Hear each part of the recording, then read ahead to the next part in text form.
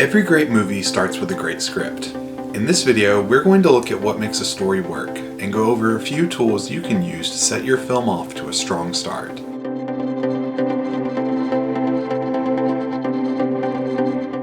Hey y'all, I'm Drake and welcome to Drake Makes Movies. If you're interested in being a screenwriter, there's a lot of discourse out there to help you. There's books like Save the Cat, Story, Screenplay. There are seminars based on these books. There's blogs and websites and YouTube channels, and those are all fine and good, but I found that the majority of them focus a little bit too much on big picture story structure. You'll read a lot about how the 3-act structure is the Hollywood standard, and they'll talk about character archetypes like the guide and how every story has a beat where the guide dies. And I found that for me, this kind of big picture strategizing has a tendency to obscure how a story actually works and what makes a compelling narrative that people will respond to. So I want to begin with what I think is the simplest way to generate a story.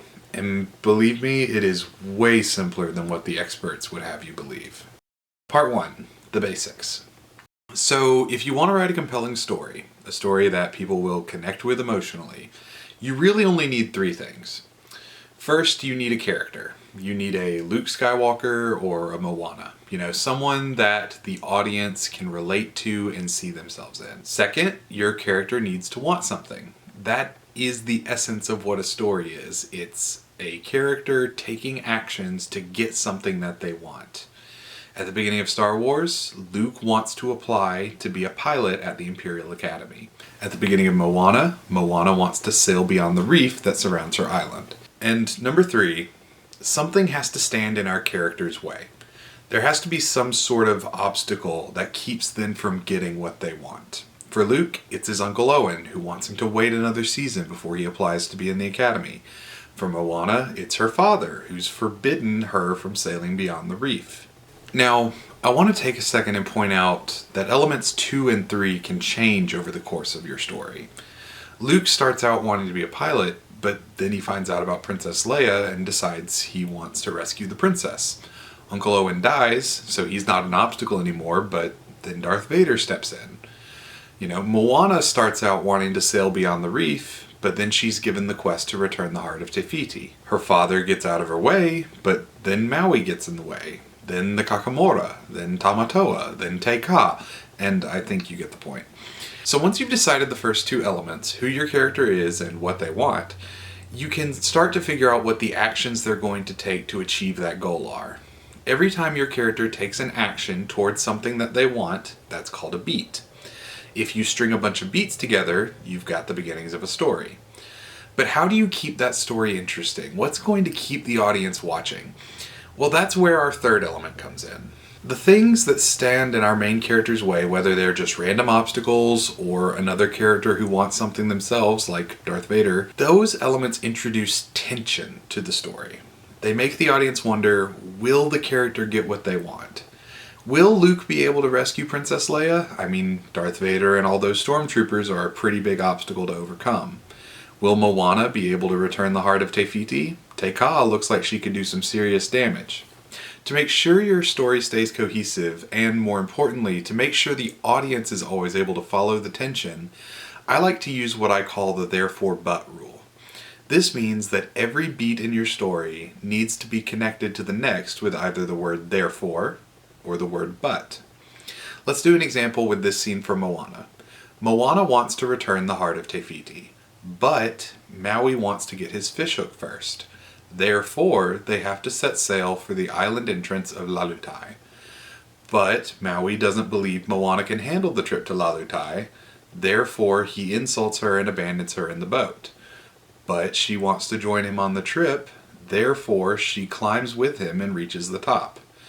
But he still doesn't believe she's up to it, so he tries to abandon her again.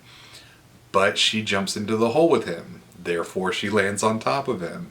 But she bounces off and falls off the ledge they landed on, therefore she encounters several monsters, but eventually finds herself outside Tamatoa's cave, therefore Maui finds her. And this could and does go on until the end of the movie. This scene does a good job of keeping the tension engaging. Every other beat is a but that indicates Moana is having to deal with an obstacle, whether that's Maui, monsters, or the force of gravity. Now, once you have an outline of all your beats connected with their fors and buts, we call that outline a beat sheet. And now you can use that beat sheet to write your screenplay. Part 2, the screenplay. So the screenplay takes your beats, which can be kind of vague and abstract, like Luke blows up the Death Star, and turns them into concrete details, like Luke flies his X-Wing fighter down a trench on the surface of the Death Star while pursued by TIE fighters and aiming for a small exhaust port. It can take a beat like Maui insults Moana and actually put words in the characters' mouths so that they're actually interacting with each other like real people, not abstract characters in a story. Now, screenplay format is pretty standard, so I'm not going to go over all the details of like how far to indent the dialogue and character names and how to format a scene heading and etc, etc. And I'm not going to do that for two main reasons. Number one, screenplay format is a standard, so there's no debate happening over it like there is over story structure. Nobody's arguing about whether to indent a scene heading or how big the margin should be. You can look up any screenwriting blog on the internet and they'll have a post explaining all those tiny details. I don't really feel like I have anything to add to that conversation, so I'm just not going to beat the dead horse, The second reason I'm not going to go into those kinds of details is because I actually don't know a lot of them. I cheat. I use Final Draft, which is the screenwriting software that does all of my formatting for me. I don't know how big the margins are, so I couldn't tell you. I don't have to think about it because the computer does it. So here it is. Here is the screenplay for Fitting In. It's pretty short. As you can see, it's only like 4.25 pages long, because this is a short film, not a feature. So you're probably wondering what the story is actually about. I teased it a little bit last week, but I told you you'd have to come back this week to actually find out what it's about. So this story is one of the oldest stories in human history. It's one of the first things we learn about when we're like itty bitty babies, when we're just learning how to grab things and move about in the world, and that is the simple fact that a square peg will not fit through a round hole. In the case of this short, very literally. Fitting In is the story of Ricky Rectangle, who is a square peg in a world full of round pegs. And normally this isn't a problem. He's got friends and they play games together, but unfortunately a new club has just opened up in the world, and the only way to get inside is through a round hole. So this short is going to follow Ricky and a couple of his friends as they attempt to get past the bouncer and engage in all kinds of shenanigans to try and get into this club where there's a big party raging. So that wraps up this video on story and writing. Thank you so much for watching. Remember, if you want a comprehensive breakdown of the material I covered here, you can follow me on Facebook at DrakeMakesMovies23 or on Instagram at Drake_makes_movies.